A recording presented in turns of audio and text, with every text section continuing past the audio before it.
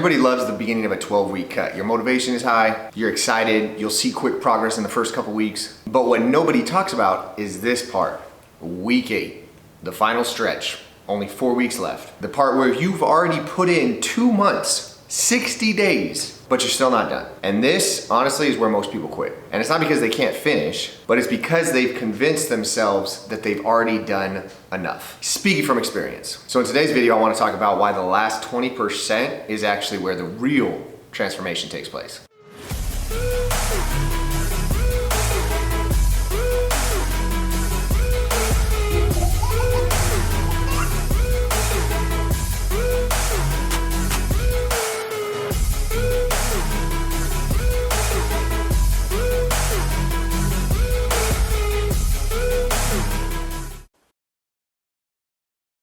What's going on, everybody, and welcome back to the channel. My name is Bryce Dettorre.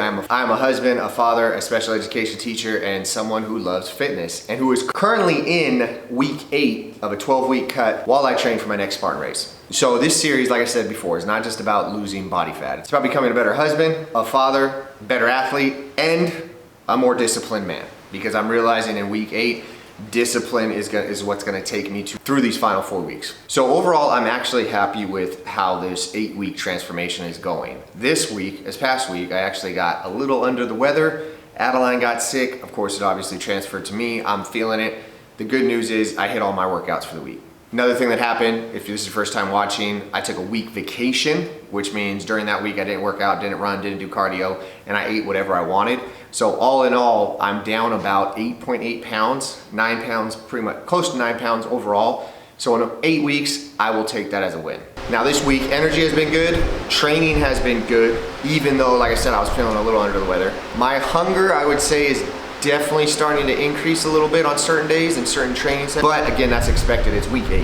And this, like I said, I'm realizing is where discipline has to replace motivation, because after 8 weeks, the motivation is kind of just plateaued. I'm not saying it's dipping, but it's definitely not as high as it was when I first started the initial transformation and started losing all this weight. And what I've realized is most people rarely fail because of the first couple weeks. They fail because they stop believing that the final stretch is important or worth it. And I've been there. Actually, I had those thoughts this week. Think about it. I've already lost weight. I've built good habits, better habits than what I've had. I've dropped body fat. My clothes fit different. I look different in the mirror. And what happens is your brain actually starts telling you that's good enough. And my brain has done that because I'm already thinking about what I'm going to do after this 12-week cut. And I even thought about starting it now. Like, again, I've already got this far. I'm good.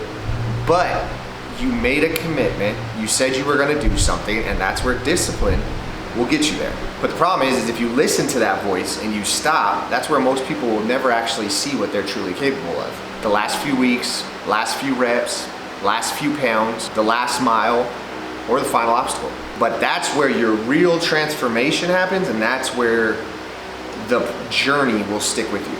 And it's funny because it's a lot like Spartan races. You don't remember the first obstacle. You get excited about it, like you were pumped up, you were raring to go, but you don't focus on that. You're not thinking about that. And the reason you're not thinking about that is what obstacle you are thinking about is the final ones, the last one, where your body is just defeated. Your legs are sore, your back's sore, you're fatigued, you're covered in mud, and you're thinking, why am I even doing this? I don't want to do this. I should just stop. And you tell yourself, I'm never going to do this again.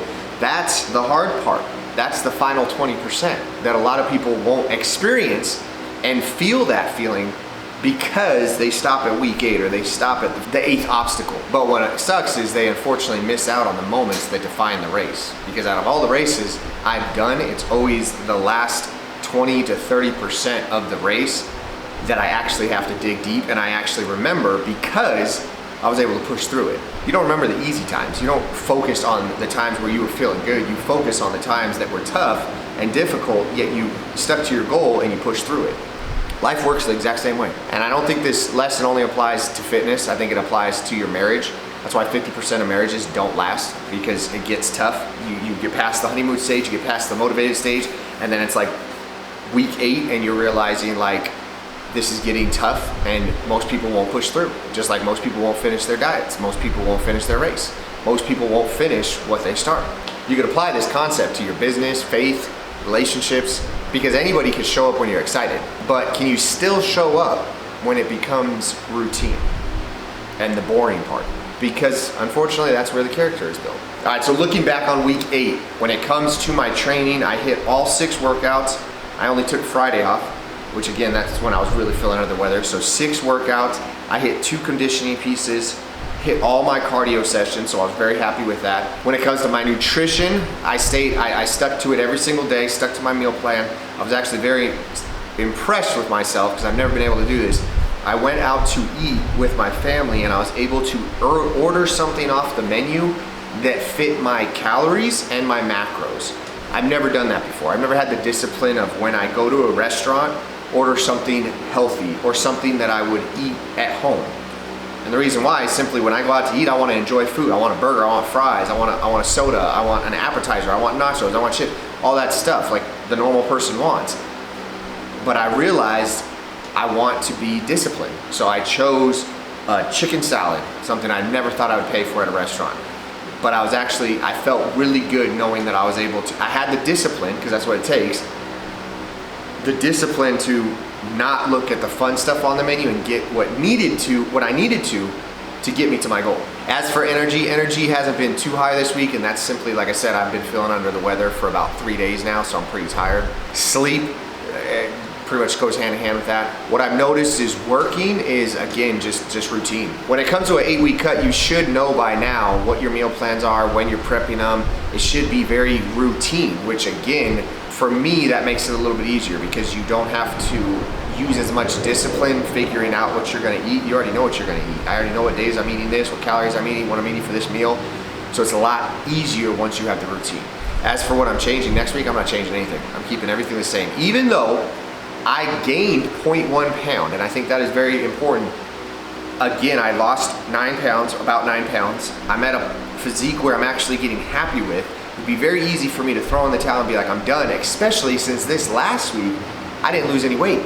But I think that's another spot where the average person makes a mistake, is they'll see that they gained 0.1 pound or 1 pound or whatever, and then they change up everything. They change up their meal plan, their workouts, their cardio. I'm not gonna do that. I'm gonna maintain it for a week. If nothing happens, if I gain another pound or if I don't lose anything, then I'm either gonna drop some calories, which I probably won't do, or I'm gonna increase my step count. That's probably what I would do. But we won't know until week 9. Goal for next week, obviously, just drop more weight, drop more body fat. That's what I really want. I'm back up to 16% body fat. The goal is to get anywhere from like 10 to 14% body fat in this 12 weeks. I'd be happy with that. So there's only 4 weeks left of this 12-week cut, and I'm excited because I want to be done, just like everybody else would if they were in week 8. I'm excited, but honestly, I think I'm more excited to keep all the routines and all the habits that I've built in place once the 12-week cut changes. Now, as for what my calorie consumption after the 12 weeks is obviously going to change, but like when I eat, my meal plan is just, like I said, I'm probably going to be eating more of what I'm already eating because I like what I'm eating. I'm just a little hungry because I'm on a cut.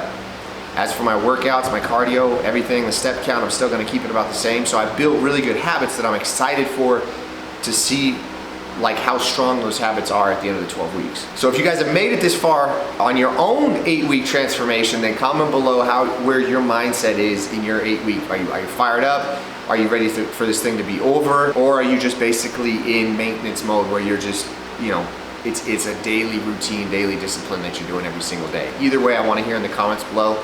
If you're new to the channel, I appreciate you subscribing. I appreciate all the likes, comments I've been getting. If it's your first time to the channel and you like what you saw and you want to see more of this and what actually happens, what the end of the 12-week transformation looks like, and how I do on my Spartan Race, then make sure you subscribe to the channel. And you guys already know the motto. Stay happy, stay healthy, and above all, don't be average. I'll catch you guys next week.